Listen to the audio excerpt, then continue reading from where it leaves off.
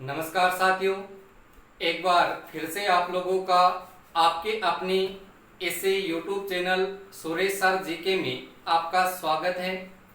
देखिए दोस्तों, पिछले वीडियो में हमने चर्चा की थी कि बंगाल की खाड़ी का अक्वा तंत्र, इस बंगाल की खाड़ी में गिरने वाली नदियां कौन कौन सी है, जिसमें हमने चंबल नदी को पढ़ा था कि ये जो चंबल नदी है ये कहाँ से निकलती है और इनकी क्या क्या विशेषता है, इनकी चर्चा हम पिछले वीडियो में कर चुके। आज हम एक नए टॉपिक की शुरुआत करेंगे जो चंबल नदी है, उस चंबल नदी की सहायक नदियों को लेकर के रहेगा। यानी चंबल नदी है, इस चंबल नदी की देखिए कौन कौन सी सहायक नदी है और वो कहाँ कहाँ से निकलती है। तो बने रहिए आप इस वीडियो पर और वीडियो को शुरू से लेकर के अंत तक आप जरूर देखिएगा। देखिए, यानी सबसे पहले हम बात करते हैं चंबल नदी की कि ये चंबल नदी की देखिए सहायक नदी है वो कौन कौन सी है। देखिए यहां से आपको ध्यान रखना है चंबल नदी, ये चंबल नदी देखिए निकलती कहां से है, तो याद रखेंगे ये जनापाओ की पहाड़ी, और जनापाओ की पहाड़ी है ये आपके सामने देखिए मध्य प्रदेश में। और यहाँ पर इस जनापाओ की पहाड़ी मध्य प्रदेश की बात करते हैं तो वहां से आपकी ये चंबल नदी है वो निकलती है। और ये चंबल नदी जब देखिए आपके सामने जनापाओ की पहाड़ी मध्य प्रदेश से निकलती है, तो यहाँ से निकलने के बाद में देखिए अगर इस चंबल नदी की बात करते हैं तो ये चंबल नदी देखिए कहाँ कहाँ पर बहती है, और बहने के बाद में देखिए ये कौन सी नदी में मिल जाती है, तो इसकी चर्चा तो हम देखिए पिछले वीडियो में कर चुके हैं। यानी चंबल नदी जनापाओ की पहाड़ी मध्य प्रदेश से निकलती है और वहां से निकलने के बाद में राजस्थान में देखिए 6 जिलों में बहती है, और 6 जिलों में बहने के बाद ये इटावा जो मुरादगंज का भाग है वहां पर जाकर के आपके सामने देखिए ये यमुना नदी है, इस यमुना नदी में मिल जाती है। कौन सी नदी में मिल जाती है, तो याद रखिएगा ये यमुना नदी में मिल जाती है। तो ये तो देगी आपके सामने देखिए यमुना नदी, यानी चंबल नदी खुद है ये कौन सी नदी की सहायक नदी है, तो चंबल नदी तो यमुना नदी की सहायक नदी है। और यमुना नदी है ये आपके सामने देखिए गंगा नदी की सहायक नदी है। ठीक है, अब यहां से देखिए इस चंबल नदी की अपन सहायक नदियों की बात करेंगे कि ये जब चंबल नदी जनापाओ की पहाड़ी मध्य प्रदेश से निकलती है, जब ये नदी मध्य प्रदेश से निकलेगी तो मध्य प्रदेश से देखिए यहां से 3 नदियां निकलेगी। 3 नदियों में देखा जाए तो सबसे पहले देखिए आपके सामने एक नदी का नाम है जिसका नाम है शिप्रा नदी। कौन सी नदी है, शिप्रा नदी। ये शिप्रा नदी आपके सामने देखिए मध्य प्रदेश से निकलती है, और मध्य प्रदेश से निकलने के बाद में ये शिप्रा नदी देखिए मध्य प्रदेश में ही कौन सी नदी में मिल जाती है, तो याद रखना है आपको चंबल नदी में मिल जाती है। यानी शिप्रा नदी एमपी से निकलती है, मध्य प्रदेश से निकलती है, मध्य प्रदेश से निकलने के बाद में मध्य प्रदेश में आकर कौन सी नदी में मिलेगी, चंबल नदी में मिलेगी। लेकिन यहां से एक चीज ध्यान रखनी है कि ये जो शिप्रा नदी आपके सामने चंबल नदी की सहायक नदी है, इस शिप्रा नदी के किनारे पर आपके सामने एक प्रसिद्ध शहर बसा हुआ और उस शहर का नाम है उज्जैन। यानी उज्जैन की बात करें तो उज्जैन ये मध्य प्रदेश से राज्य का भाग है जो इसी शिप्रा नदी के किनारे पर बसा हुआ है। उसके बाद में देखिए यहां से दूसरी नदी की बात करते हैं तो दूसरी नदी आती है आपके सामने देखिए सीवान नदी। कौन सी नदी आती है, सीवान नदी। इस सीवान नदी की बात करते हैं तो ये सीवान नदी भी देखिए कहां से निकलती है, तो याद रखिएगा ये मध्य प्रदेश से निकलती है, और मध्य प्रदेश से निकलने के बाद में ये नदी भी आपके सामने मध्य प्रदेश में ही जाकर के कौन सी नदी में मिल जाती है, तो याद रखिएगा चंबल नदी में मिल जाती है। यानी सीवान नदी है ये चंबल नदी की सहायक नदी है जो मध्य प्रदेश से निकलती है, और मध्य प्रदेश से निकलने के बाद में मध्य प्रदेश में ही आपके सामने चंबल नदी में मिल जाती है। तो यहाँ से 2 सहायक नदियां तो आपके सामने ये हो गई। शिप्रा नदी, सीवान नदी, और तीसरी नदी की बात करें तो उस नदी का नाम है आपके सामने रेतम नदी। इस रेतम नदी की बात करते हैं तो रेतम नदी भी कहां से निकलती है, तो याद रखिएगा ये भी आपके सामने मध्य प्रदेश से निकलती है। और मध्य प्रदेश से निकलने के बाद में ये मध्य प्रदेश में बहती है, और मध्य प्रदेश में बहने के बाद में मध्य प्रदेश राज्य में आपके सामने ये नदी चंबल नदी में मिल जाती है। तो यहां से देखिए शिप्रा नदी है, सीवान नदी है और रेतम नदी है। ये तीन नदियां ऐसी हैं जो चंबल नदी की सहायक नदियां हैं, और ये तीनों ही सहायक नदियां मध्य प्रदेश से निकलती है, और मध्य प्रदेश से निकलने के बाद में दोस्तों ये मध्य प्रदेश में ही चंबल नदी में मिल जाती है। तो यहाँ से तीन नदियां तो आप ये ध्यान रखेंगे।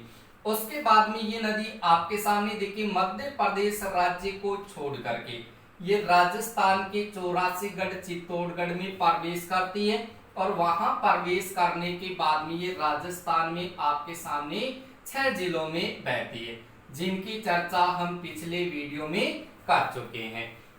यानी चंबल नदी चित्तौड़गढ़, कोटा, बूंदी, सवाईमाधोपुर, करौली और धौलपुर इन 6 जिलों में बहती है, और बहने के बाद में ये नदी राजस्थान को छोड़ करके ये आपके सामने उत्तर प्रदेश राज्य में चली जाती है। और उत्तर प्रदेश राज्य में बहने के बाद इटावा, मुरादगंज यूपी का जो भाग है वहां पर ये चंबल जो नदी है, ये चंबल नदी आपके सामने यमुना नदी में मिल जाती है। लेकिन जब यमुना नदी में जब ये चंबल नदी मिलती है तो ये चंबल नदी में कौन कौन सी सहायक नदियां हैं वो मिलती है। तो अब देखिए यहाँ पर जैसे ये आपके सामने राजस्थान में ये चंबल नदी जैसे ही प्रवेश करती है 84गढ़ चित्तौड़गढ़ में, तो राजस्थान में इसमें कौन कौन सी सहायक नदियां आकर के मिलती है।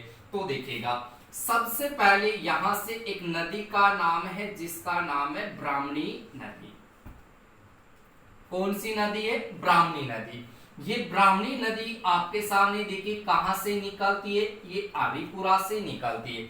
और हरिपुरा की बात करते हैं तो हरिपुरा है ये चित्तौड़गढ़ जिले का भाग है, और वहां से आपके सामने देखिए कौन सी नदी निकलती है, तो याद रखिएगा ब्राह्मणी नदी। ये ब्राह्मणी नदी आपके सामने हरिपुरा चित्तौड़गढ़ से निकलती है, और वहां से निकलने के बाद में ये चित्तौड़गढ़ जिले में बहती है, और चित्तौड़गढ़ जिले में बहने के बाद ये चित्तौड़गढ़ जिले में आकर के कौन सी नदी में मिल जाती है, तो याद रखिएगा ये चंबल नदी में मिल जाती है। यानी ब्राह्मणी नदी है ये चंबल नदी की पहली सहायक नदी है जो राजस्थान में मिलती है।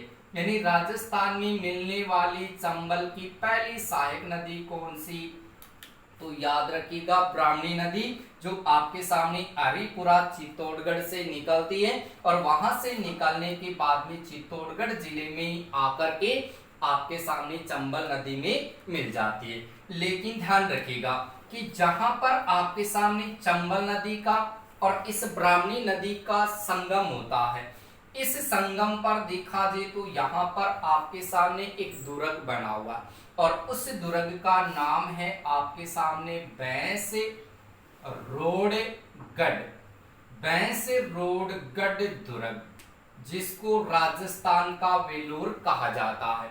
ये बैंसरोडगढ़ दुर्ग है, ये चित्तौड़गढ़ जिले में बना है, जो चंबल और ब्राह्मणी नदी है इन दोनों नदियों के संगम पर बना हुआ। तो ये चंबल नदी में मिलने वाली राजस्थान में पहली सहायक नदी हो गई ब्राह्मणी नदी।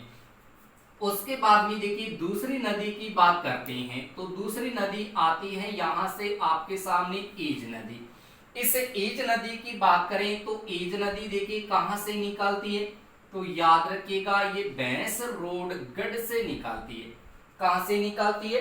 बैंसरोडगढ़ से, और बैंसरोडगढ़ आपको पता है चित्तौड़गढ़ में, वहां से आपके सामने देखिए ये ईज नदी निकलती है। यहां से निकलने के बाद में ये ईज नदी क्या करती है, पहले देखिए बैंसरोडगढ़ चित्तौड़गढ़ में बहती है, और वहां से बहने के बाद में ये चित्तौड़गढ़ जिले में आकर के कौन सी नदी में मिल जाएगी, तो याद रखिएगा चंबल नदी में मिल जाएगी।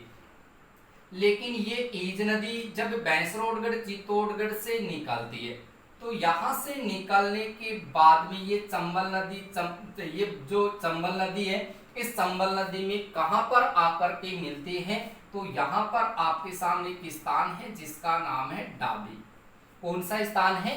डाबी। इस डाबी चित्तौड़गढ़ में आकर के ये ईज नदी चंबल नदी में मिल जाती है। आप लोग इसको ऐसे भी याद कर सकते हैं कि देखिए भैंस इज गोइंग टू डाबी, गोइंग टू डाबी। तो यहां से जब आप इसको ऐसे याद करेंगे कि भैंस इज गोइंग टू डाबी, तो भैंस का मतलब तो याद रखना है भैंसरोडगढ़। उसके बाद में देखिए इज का मतलब याद रखना है ईज नदी। ईज नदी भैंसरोडगढ़ चित्तौड़गढ़ से निकलती है और गोइंग टू डाबी यानी कहां पर जाकर के मिलती है, तो डाबी चित्तौड़गढ़ में चंबल नदी में मिल जाती है। क्लियर हो उतनी बात। उसके बाद में देखिए इस ईज नदी के बाद में दूसरी सहायक नदी की बात करते हैं, तो दूसरी सहायक नदी आपके सामने देखिए कौन सी आती है, तो यहाँ पर आपके सामने एक नदी है जिसका नाम है गुजाली नदी। कौन सी नदी आती है? गुजाली नदी। ये गुजाली नदी आपके सामने निकलती कहां से है, तो याद रखिएगा ये जाट गांव से निकलती है। और ये जाट गांव आपको कौन से राज्य का भाग मिलेगा? मध्य प्रदेश का। वहां से आपके सामने देखिए ये गुजाली नदी निकलेगी और यहां से निकलने के बाद में ये नदी भी आपके सामने मध्य प्रदेश से निकलती है और मध्य प्रदेश से निकलने के बाद में ये मध्य प्रदेश में बहती है और मध्य प्रदेश में बहने के बाद में ये चित्तौड़गढ़ जिले में जाकर के कौन सी नदी में मिल जाएगी, तो याद रखिए दोस्तों ये चंबल नदी में मिल जाएगी। यानी गुजाली नदी जाटगांव मध्य प्रदेश से निकलती है और वहां से निकलने के बाद में पहले ये मध्य प्रदेश में बहती है और मध्य प्रदेश में बहने के बाद में ये नदी चित्तौड़गढ़ जिले में आकर के कौन सी नदी में मिल जाएगी? चंबल नदी में। ये चंबल नदी में कहां पर आकर के मिलती है, तो याद रखना अरनिया गांव। ये अरनिया गांव है, यहां पर आकर के ये गुजाली नदी आपके सामने चंबल नदी में मिल जाती है। उसके बाद में देखिएगा अगली सहायक नदी की बात करते हैं, तो अगली सहायक नदी आती है आपके सामने काली सिंध नदी। देखिएगा अगर काली सिंध नदी की बात करते हैं तो ये काली सिंध नदी देखिए आपके सामने कहां से निकलती है और कहां कहां पर बहती है, तो याद रखना कि काली सिंध नदी की बात करते हैं तो ये काली सिंध नदी है, ये कहां से निकलती है? ये देवास की पहाड़ी से निकलती है या फिर कह सकते हैं कि ये बागली गांव की पहाड़ी है। देवास की पहाड़ी या बागली गांव की पहाड़ी है आपके सामने मध्य प्रदेश में और इस मध्य प्रदेश से ये काली सिंध नदी निकलती है और यहां से निकलने के बाद में ये काली सिंध नदी क्या करती है, पहले आपके सामने मध्य प्रदेश में बहती है और मध्य प्रदेश में बहने के बाद में ये नदी राजस्थान में प्रवेश कर जाती है और राजस्थान में प्रवेश करने के बाद में ये झालावाड़ में बहती है और झालावाड़ में बहने के बाद में आपके सामने ये बारां में बहती है और बारां में बहने के बाद में ये कोटा में बहती है और कोटा जिले में बहने के बाद में ये काली सिंध नदी है, ये नानेरा गांव है कोटा जिले में, नानेरा गांव है कोटा जिले में, वहां पर आकर के ये काली सिंध नदी चंबल नदी में मिल जाती है।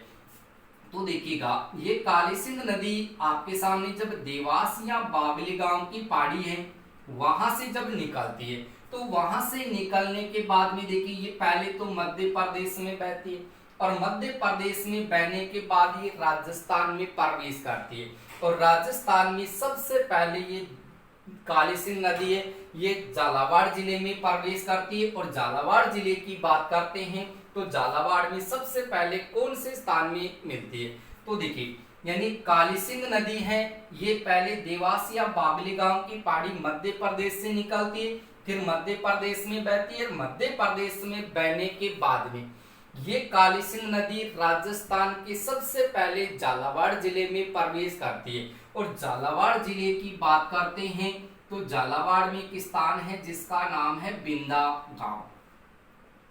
कौन सा गांव है? बिंदा गांव।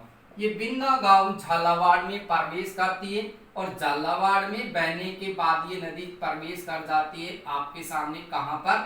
बारां जिले में। और बारां जिले में बहने के बाद में ये नदी प्रवेश करती है कोटा में, और कोटा में देखिए बहने के बाद आपके सामने जो नानेरा नामक स्थान है कोटा का, वहां पर ये चंबल नदी में मिल जाती है। कौन सी नदी? काली सिंध नदी। अब काली सिंध नदी को देखिए याद रखेंगे कि काली बाई बिंदी लगाकर नानेरा गई। काली बाई बिंदी लगाकर कहां गई? नानेरा गई। तो इसका मतलब आपके दिमाग में ये रहेगा कि काली बाई है वो बिंदी लगा करके नानेरा गई है। तो काली का मतलब तो काली सिंध नदी, बाई का मतलब यहां से देखिए बागली गांव की पहाड़ी, या देखिए बागली गांव की पहाड़ी या देवास की पहाड़ी है एमपी, वहां से निकलती है। उसके बाद में कहा कि बिंदी लगाकर का मतलब कि बिंदा गांव झालावाड़ में प्रवेश करके ये नानेरा गई, तो नानेरा कोटा में जाकर के चंबल नदी में मिल जाती है। ये हो गई आपकी काली सिंध नदी। और इसी काली सिंध नदी की बात करें तो काली सिंध नदी के किनारे पर ही आपके सामने राजस्थान का झालावाड़ जिला है वो बसा हुआ है। यदि आपसे ये कहा जाए कि राजस्थान का जो झालावाड़ जिला कौन सी नदी के किनारे बसा है, तो ये काली सिंध नदी के किनारे पर ही आपका झालावाड़ जिला बसा हुआ। उसके बाद में काली सिंध नदी की बाद में बात करते हैं तो यहां से आपके सामने एक नदी आती है जिसका नाम है पार्वती नदी। देखिएगा, इस पार्वती नदी की बात करें तो ये पार्वती नदी देखिए निकलती कहां से है, तो याद रखिएगा ये विंध्याचल की पहाड़ी से निकलती है। कहां से निकलती है? विंध्याचल की पहाड़ी। और ये जो विंध्याचल की पहाड़ी आपको मिलेगी वो कौन से राज्य में मिलेगी? मध्य प्रदेश में। और यहां से देखिए आपके सामने ये पार्वती नदी विंध्याचल की पहाड़ी जो मध्य प्रदेश में है वहां से निकलती है, और वहां से निकलने के बाद में पहले ये मध्य प्रदेश में बहती है, और मध्य प्रदेश में बहने के बाद ये नदी राजस्थान के झालावाड़ जिले में प्रवेश कर जाती है। और झालावाड़ जिले में प्रवेश करने के बाद में ये झालावाड़ जिले में प्रवेश करने के बाद में देखिए आपके सामने कौन सी नदी में जाकर के मिल जाती है, तो चंबल नदी में मिल जाती है। क्योंकि यहां से आप ध्यान रखेंगे कि पार्वती नदी है, ये पार्वती नदी देखिए आपके सामने देखिए कहां से निकलती है? विंध्याचल की पहाड़ी है मध्य प्रदेश में, और वहां से निकलने के बाद में ये पार्वती नदी देखिए आपके सामने झालावाड़ के पास से निकलती है। और राजस्थान में देखा जाए तो राजस्थान में सबसे पहले ये बारां जिले में प्रवेश कर जाती है। और बारां जिले की बात करते हैं तो बारां जिले में एक क्षेत्र है जिसका नाम है करैयाहट। कौन सा क्षेत्र है? करैयाहट। ये करैयाहट जो छतरपुरा का भाग है, छतरपुरा का भाग है बारां जिले में, वहां पर ये नदी राजस्थान के बारां जिले में प्रवेश करती है। और बारां जिले में प्रवेश करने के बाद में ये नदी देखिए यहां से आपके सामने राजस्थान से निकल करके ये मध्य प्रदेश में प्रवेश कर जाती है। और मध्य प्रदेश में प्रवेश करने के बाद में ये मध्य प्रदेश में बहती है, और मध्य प्रदेश में बहने के बाद में ये नदी कहां चली जाएगी, तो याद रखिएगा सवाईमाधोपुर में। और सवाईमाधोपुर की बात करते हैं तो सवाईमाधोपुर में एक स्थान है जिसका नाम है पलिया गांव। कौन सा गांव है? पलिया गांव। ये पलिया गांव जो सवाईमाधोपुर जिले का भाग है वहां पर ये पार्वती नदी चंबल नदी में मिल जाती है। अब आप लोग ये सोच रहे हैं कि विंध्याचल की पहाड़ी मध्य प्रदेश से पार्वती नदी निकली, उसके बाद में करैयाहट छतरपुरा बारां में ये नदी प्रवेश करती है राजस्थान में, और उसके बाद में ये नदी मध्य प्रदेश में वापस प्रवेश करती है, और मध्य प्रदेश में बहने के बाद में ये पलिया गांव सवाईमाधोपुर में चंबल नदी में मिल जाती है। इस चीज को समझने के लिए आप थोड़ा सा राजस्थान का मानचित्र है वो ध्यान में रखेंगे। यानी राजस्थान का मानचित्र जैसे ही आप इस प्रकार से पढ़ते हैं, देखिए जिस प्रकार आप राजस्थान के मानचित्र को देखते हैं तो राजस्थान का मानचित्र आप देखिए इस प्रकार से पढ़ते हैं, देखते हैं। अब यहां से आपकी देखिए ये चंबल नदी यहां से जा रही है, चित्तौड़गढ़, कोटा, बूंदी, सवाईमाधोपुर, करौली और धौलपुर, और यहां से ये यमुना नदी में मिल रही है। यहां पर आपको पता है ये कोटा जिले का भाग है, यहां पर आपको पता है बारां जिले का भाग है, यहां पर आपको पता है झालावाड़ जिले का भाग है, और ये पूरा जो भाग है इधर वाला, ये पूरा जो भाग है ये कौन से राज्य का भाग है? मध्य प्रदेश का। तो ऐसी स्थिति में देखिए जैसे आप पार्वती नदी को पढ़ेंगे तो ये पार्वती नदी मध्य प्रदेश से निकलेगी, और वहां से निकलने के बाद में ये सबसे पहले देखिए यहां से बारां जिले में प्रवेश करेगी। जैसे बारां जिले में प्रवेश करेगी तो बारां से निकलने के बाद में ये एमपी का भाग वापस आ जाएगा, और एमपी से निकलने के बाद में ये वापस देखिए राजस्थान में प्रवेश कर जाती है, और यहाँ पर आपके सामने ये सवाईमाधोपुर जिले का भाग है, यहाँ पर आकर के ये चंबल नदी में मिल जाती है। क्लियर है इतनी बात? उसके बाद में देखिए यहाँ से इसके आगे एक नदी और है जिसका नाम है कुन्नू नदी। ये कुन्नू नदी भी एमपी से निकलेगी, एमपी से निकलने के बाद में देखिए बारां में प्रवेश करेगी, फिर ये एमपी में वापस आ जाएगी, और एमपी से निकलने के बाद में ये करौली और धौलपुर की सीमा पर आकर के चंबल में मिल जाएगी। तो यहां से इसके आगे जो नदी आती है उस नदी का नाम है आपके सामने कुन्नू या कुन्नूर नदी। देखिएगा अगर कुन्नू नदी की बात करें, देखिए कुन्नू नदी की बात करें या फिर कुन्नूर नदी की बात करें, कुन्नूर नदी ये कहां से निकलती है? तो याद रखिएगा कि ये जो नदी है ये गुन्ना तहसील से निकलती है, और गुन्ना कहां पर है? एमपी में। यहां से आपके सामने देखिए ये कुन्नू या कुन्नूर नदी है वो निकलती है, और ये कुन्नू नदी यहां से निकलने के बाद में पहले ये मध्य प्रदेश में बहती है, और मध्य प्रदेश में बहने के बाद में ये नदी क्या करेगी? राजस्थान में प्रवेश करेगी, और जैसे ये राजस्थान में प्रवेश करेगी, जैसे ये राजस्थान में प्रवेश करेगी तो राजस्थान में सबसे पहले ये कहां प्रवेश करेगी? तो याद रखिएगा राजस्थान के बारां जिले में प्रवेश करेगी, और राजस्थान में सबसे पहले प्रवेश करती है तो राजस्थान में सबसे पहले आपके सामने एक स्थान है जिसका नाम है मुसेरी। इस मुसेरी की बात करें तो मुसेरी है ये बारां जिले का भाग है, वहां पर ये राजस्थान में प्रवेश करेगी, और राजस्थान में प्रवेश करने के बाद में ये पहले राजस्थान के केवल बारां जिले में बहेगी, और बारां जिले में बहने के बाद में ये नदी देखिए वापस कहां प्रवेश करेगी? मध्य प्रदेश में, और मध्य प्रदेश में प्रवेश करने के बाद में ये मध्य प्रदेश में बहती है, और मध्य प्रदेश में बहने के बाद में ये नदी वापस आपके सामने राजस्थान में प्रवेश कर जाती है। जैसे ये नदी राजस्थान में प्रवेश करेगी तो राजस्थान में इधर तो करौली का भाग है, इधर धौलपुर जिले का भाग है, उनकी सीमा पर जाकर के देखिए यहाँ पर आपके सामने ये करौली जिले का भाग है, और इधर आपके सामने धौलपुर जिले का भाग है। इन दोनों की सीमा पर जाकर के ये चंबल नदी में मिल जाती है। तो यहाँ से आपने पढ़ा कि चंबल नदी की सहायक नदियां, उन सहायक नदियों में शिप्रा नदी, सिवान नदी और रेतम नदी, तीन नदियां जो मध्य प्रदेश से निकलती है, और मध्य प्रदेश से निकलने के बाद मध्य प्रदेश में ही चंबल नदी में मिल जाती है जो राजस्थान से पहले ही मिलती है। उसके बाद में आप ध्यान रखेंगे कि शिप्रा नदी के किनारे पर कौन सा प्रसिद्ध शहर बसा है? तो याद रखना है उज्जैन शहर, मध्य प्रदेश का उज्जैन है, इसी शिप्रा नदी के किनारे पर बसा है। उसके बाद में ऐसी नदियां जो आपके सामने देखिए मध्य प्रदेश या राजस्थान से निकलने के बाद चंबल में राजस्थान में मिलती है। इन नदियों में ब्राह्मणी नदी याद रखिएगा, ईज नदी याद रखिएगा, गुजाली नदी है, काली सिंध नदी है, पार्वती नदी है, और ये कुन्नू नदी है। इनकी आप स्थिति ध्यान रखेंगे तो ईज नदी भैंसरोडगढ़ चित्तौड़गढ़ से निकलने के बाद में, पहले ब्राह्मणी नदी है, हरिपुरा चित्तौड़गढ़ से निकलती है, और चित्तौड़गढ़ से निकलने के बाद चित्तौड़गढ़ में ही चंबल नदी में मिल जाती है। जहां पर ब्राह्मणी नदी और चंबल नदी का संगम होता है वहां पर भैंसरोडगढ़ दुर्ग बना है और ये चित्तौड़गढ़ जिले में बना है, जिसको राजस्थान का क्या कहा जाता है, वेलोर कहा जाता है। लेकिन वेलोर वर्तमान में आपके सामने तमिलनाडु राज्य में।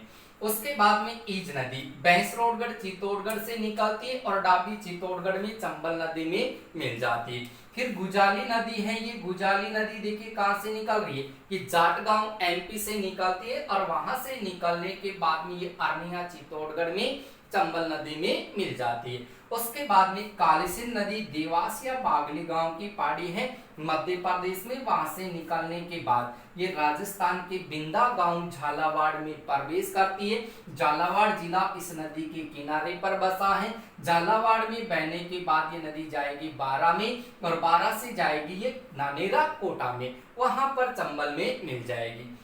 उसके बाद में दिखेगा पार्वती नदी जो विंध्याचल की पहाड़ी है मध्य प्रदेश में, वहां से निकलेगी। उसके बाद करियाहट छतरपुरा बारा यानी राजस्थान में प्रवेश करेगी और उसके बाद में ये नदी मध्य प्रदेश में बहती है और उसके बाद में ये पलिया गांव सवाईमाधोपुर है, वहां पर जाकर के चंबल नदी में मिल जाएगी। तो ये 2 बार राजस्थान में 2 बार मध्य प्रदेश में बहती है। कुन्नू नदी गुन्ना तहसील एमपी से निकलेगी, उसके बाद राजस्थान के मुसेरी बारा में प्रवेश करेगी, फिर एमपी में बहेगी, फिर राजस्थान की करौली और धौलपुर की सीमा पर जाकर के चंबल में मिल जाएगी। ये कुन्नू नदी चंबल नदी की अंतिम सहायक नदी है। जो आपके सामने कुन्नू या कुन्नूर नदी है, ये चंबल नदी की अंतिम सहायक नदी है और ये कुन्नू नदी 2 बार एमपी में बहती है और 2 बार राजस्थान में बहती है। ऐसी स्थिति पार्वती नदी की है। क्लियर है दोस्तों। उसके बाद में देखिए इनकी अगली सहायक नदियों की बात करें तो वो सहायक नदी कौन कौन सी आती है, तो यहां से आप ध्यान रखेंगे एक नदी का नाम है जिसका नाम है आलनिया नदी। कौन सी नदी है, आलनिया नदी। ये आलनिया नदी देखिए निकलती कहां से, तो याद रखिएगा कि आलनिया नदी है ये मुकुंदवाड़ा की जो पहाड़ी हमने पिछले वीडियो में चर्चा की थी पहाड़ियों की, तो वहां पर पढ़ा था कि ये कोटा और झालावाड़ जिले का जो भाग है वहां पर ये मुकुंदवाड़ा की पहाड़ी आती है और वहां से ये आलनिया नदी निकलती है। ये आलनिया नदी देखिए आपके सामने कोटा जिले से निकलती है। कहां से निकलती है, कोटा जिले से निकलती है और कोटा जिले से निकलने के बाद में ये कोटा जिले में आकर के कौन सी नदी में मिल जाती है, तो याद रखिएगा आपके सामने कोटा जिले में आकर के चंबल नदी में मिल जाती है। यानी यहां से जब आलनिया नदी की बात करते हैं, जब आलनिया नदी की बात करते हैं तो ये आलनिया नदी देखिए निकलती कहां से है, ये आलनिया नदी देखिए आपके सामने निकलती कहां से, तो मुकुंदवाड़ा की जो पहाड़ी है कोटा में, वहां से इस नदी का उद्गम होता है और ये नदी यहां से निकलने के बाद में देखिए कोटा जिले में आपके सामने कौन सी नदी में आकर के मिल जाती है, चंबल नदी में मिल जाती है। और जहां पर चंबल नदी में मिलती है वहां पर एक स्थान है जिसका नाम है नोटाना। ये नोटाना जो आपके सामने कोटा जिले का भाग है, वहां पर ये आलनिया नदी आपके सामने कौन सी नदी में मिलेगी, चंबल नदी में।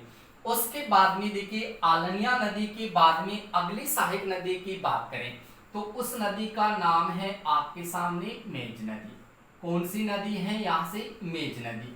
इस मेज नदी की बात करें तो मेज नदी कहां से निकलती है, तो याद रखिएगा बिजोलिया से निकलती है और आप लोगों को ये भी पता है कि ये बिजोलिया है कहां पर, भीलवाड़ा में। वहां से देखिएगा इस मेज नदी का उद्गम होता है।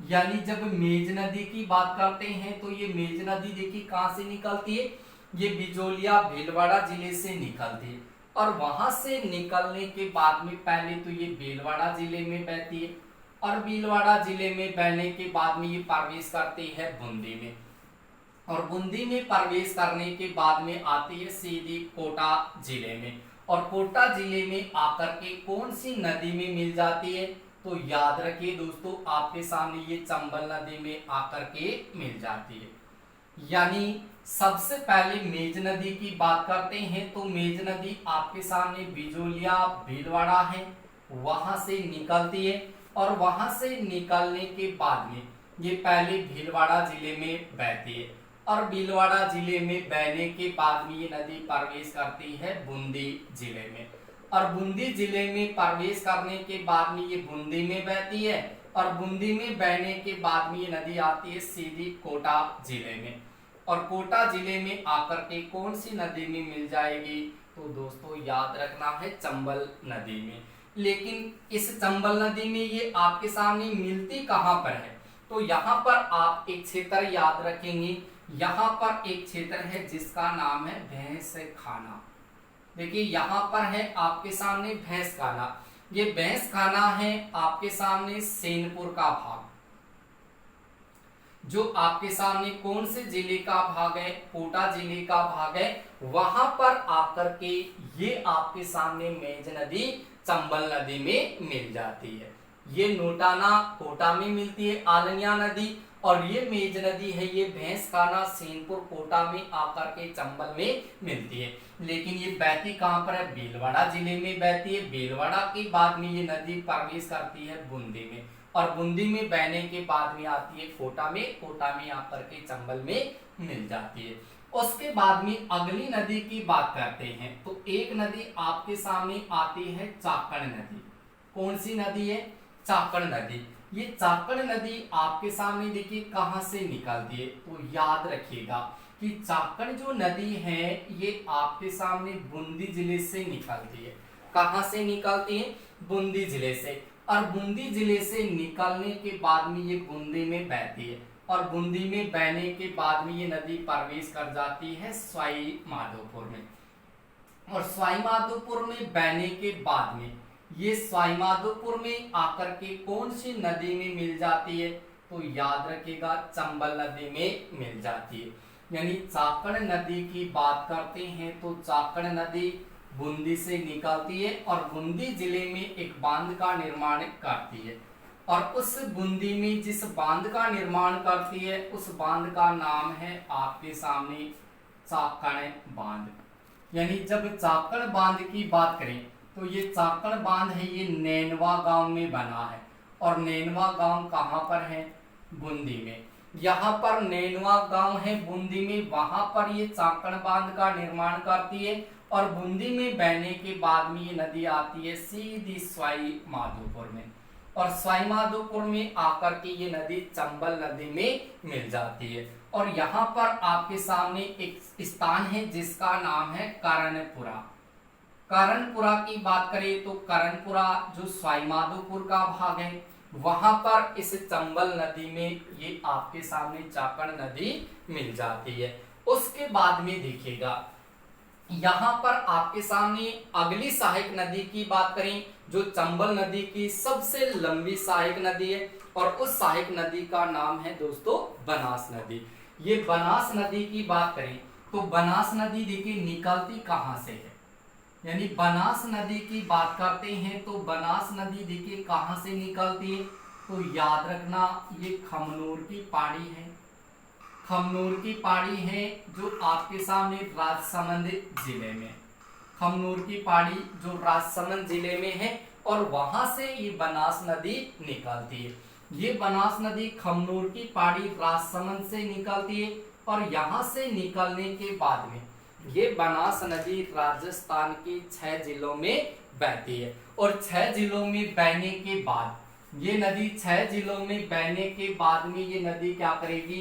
सीधी सवाई माधोपुर में जाकर के देखिए आपके सामने चंबल नदी में मिल जाएगी। यानी बनास नदी राजसमंद जिले से निकलती है और राजसमंद जिले से देखा जाए तो खमनोर की पहाड़ी है वहां से निकलती है और वहां से निकलने के बाद में ये राजस्थान में 6 जिलों में बहती है और 6 जिलों में बहने के बाद में ये नदी प्रवेश करती है सवाई माधोपुर में और सवाई माधोपुर में आकर के ये चंबल नदी में मिल जाती है।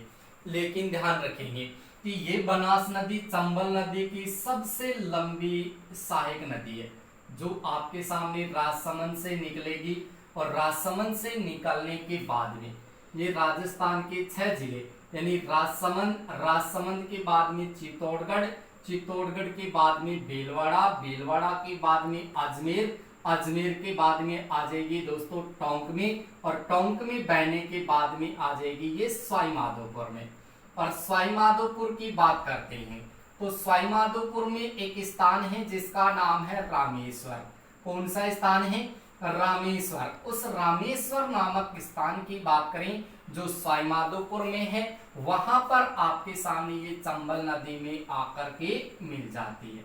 यहाँ पर रामेश्वर की बात करें तो रामेश्वर है ये सवाई माधोपुर जिले का भाग है, वहां पर ये चंबल नदी में आकर के मिल जाएगी। कौन सी नदी? बनास नदी। उसके बाद में देखिएगा दोस्तों आगे एक नदी आती है जिसका नाम है आपके सामने सीप नदी। अगर इस सीप नदी की बात करें तो सीप नदी कहां से निकल करके आती है? ये जयपुर जिले से निकल करके आती है। और जयपुर जिले से निकलने के बाद में, अगर जयपुर जिले की बात करें तो जयपुर जिले से निकलने के बाद में ये टोंक होते हुए ये प्रवेश करती है सवाई माधोपुर में। और सवाई माधोपुर का जो रामेश्वर नामक जो स्थान है वहां पर आकर के ये सीप नदी कौन सी नदी में मिल जाती है? तो याद रखना ये आपके सामने चंबल नदी में मिल जाती है। अब यहां से आप एक चीज ध्यान रखेंगे कि इधर से आपके सामने दिखेगा बनास नदी आ रही और उधर से आपके सामने सीप नदी आ रही। ये सीप नदी और ये बनास नदी दोनों ही नदियां चंबल नदी की सहायक नदियां हैं, और ये दोनों नदियां आपस में आपके सामने देखिए कहां पर आकर के मिल रही है। ये रामेश्वर नामक स्थान है सवाई माधोपुर में, वहां पर ये चंबल नदी, बनास नदी और ये सीप नदी, ये तीनों नदियां यहाँ पर देखिए त्रिवेणी संगम का निर्माण करती है। यहाँ पर ये त्रिवेणी संगम बनाती है। तो यहाँ से आपसे एग्जाम के लिए क्वेश्चन भी पूछा जा सकता है कि चंबल, बनास और सीप नदी का त्रिवेणी संगम कहाँ होता है? तो आपको ध्यान रखना है कि इनका त्रिवेणी संगम है वो रामेश्वर सवाई माधोपुर में होता है। कौन सी नदियों का? चंबल का, बनास का और सीप नदी का। इन तीनों नदियों का त्रिवेणी संगम है वो आपके सामने रामेश्वर जो सवाई माधोपुर का भाग है वहां पर इन तीनों नदियों का त्रिवेणी संगम में होता है। ये बात आप लोगों को समझ में आ चुकी होगी कि हमने पिछले वीडियो में केवल चंबल नदी की चर्चा की थी कि चंबल नदी की क्या विशेषता है, वे कहां-कहां से बहती है और इनकी क्या-क्या विशेषता। आज हमने केवल उनकी चर्चा की है जो चंबल नदी की सहायक नदी है, वो कहां से निकलती है, कहां पर आकर के मिलती है और उनकी भी क्या-क्या विशेषता है। तो चंबल नदी की ये सारी की सारी सहायक नदियां, ये सारी की सारी सहायक नदियां आपके सामने पहले चंबल में मिलेगी, फिर चंबल इन सारी सहायक नदियों का जल इकट्ठा करके आपके सामने कहां प्रवेश कर जाएगी? तो यहाँ पर आपके सामने स्थान है इटावा का। ये इटावा जो आपके सामने मुरादगंज का भाग है, इटावा मुरादगंज जो यूपी राज्य का भाग है, वहां पर ये चंबल नदी इन सारी नदियों का जल इकट्ठा करके यमुना नदी में ले जाती है। और यमुना नदी अपना जल है वो गंगा नदी में ले जाती है, और गंगा नदी फिर आपके सामने आगे जाकर के पद्मा नदी का रूप धारण करती है, और पद्मा नदी जमुना नदी में मिलकर के मेघना नदी बन जाती है। और उसके बाद में वो मेघना नदी फिर सीधी जाकर के बंगाल की खाड़ी में गिर जाती है। उनकी चर्चा भी हम करेंगे क्योंकि इस बोर्ड पर एक साथ सारी नदियों को निकालना आवश्यक नहीं होगा, तो मैं आपको एकदम तरीके से हर चीज को क्लियर करके बताऊंगा। और नेक्स्ट वीडियो में अपन चर्चा करेंगे कि यहाँ पर देखिए काली सिंध नदी है, इस काली सिंध नदी की भी कई सहायक नदियां, जिसमें आपके सामने आहू नदी है, परवन नदी है, निमाज नदी है, आपके सामने रेवा नदी है, क्यासरी नदी है, घोड़ा पछाड़ नदी है, ये सारी की सारी काली सिंध नदी में मिलेगी। काली सिंध वो चंबल में जाकर के मिलेगी।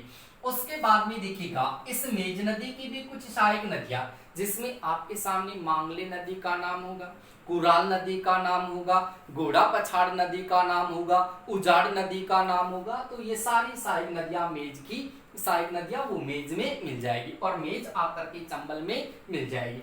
फिर बनास नदी की बात करें तो बनास नदी की भी कई सहायक नदियां होगी, जैसे खारी नदी है, कोठारी नदी है, आपके सामने बेड़च नदी, बेडच नदी है, इसके अलावा आपके सामने डाई नदी है, मोरेल नदी है। ये सारी की सारी सहायक नदियां बनास में आकर के मिलेगी। क्योंकि यहाँ पर डायग्राम बनाना मुश्किल होगा, इसलिए अपन नेक्स्ट वीडियो में चर्चा करेंगे काली सिंध की सहायक नदी, उसके बाद में मेज की सहायक नदी, फिर बनास की सहायक नदी। यानी बनास नदी का हम अलग से डायग्राम तैयार करेंगे। तो बने रहिए आप इस वीडियो पर। और अगर मेरा वीडियो आप लोगों को यदि पसंद आए तो आप इस वीडियो को लाइक जरूर करेगा, कमेंट करिएगा और साथ के साथ अपने दोस्तों को अधिक से अधिक शेयर करिएगा। ठीक है दोस्तों, मिलते हैं नेक्स्ट वीडियो में। ठीक है दोस्तों।